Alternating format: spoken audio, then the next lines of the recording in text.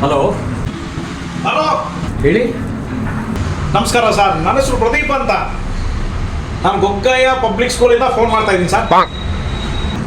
ಗೊಗ್ಗಯ್ಯನ ಏನು ಇಂಥ ಹೆಸರು ಇಟ್ಟಿದ್ದೀರಾ?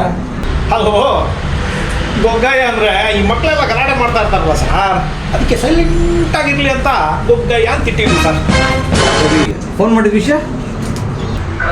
ನಿಮಗೆ ನಮ್ಮ ಸ್ಕೂಲಲ್ಲಿ 2 ಲಕ್ಷದ ಅಡ್ಮಿಷನ್ನು ಕೇವಲ 1.5 ಲಕ್ಷ ಮಾತ್ರ ಅಷ್ಟೇ ಸರ್. 1.5 ಲಕ್ಷನ?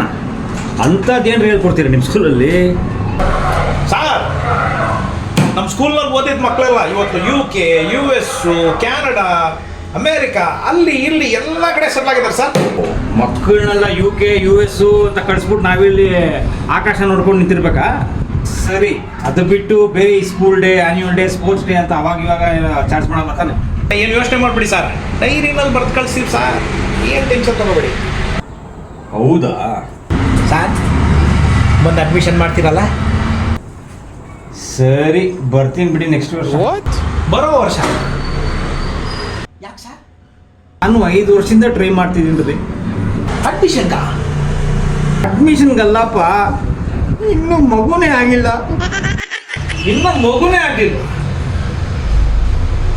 ಆದರೆ ನೆಕ್ಸ್ಟ್ ವರ್ಷ ಫಿಕ್ಸು, ಹೊಡಿತೀನಿ ನೋಡು 6.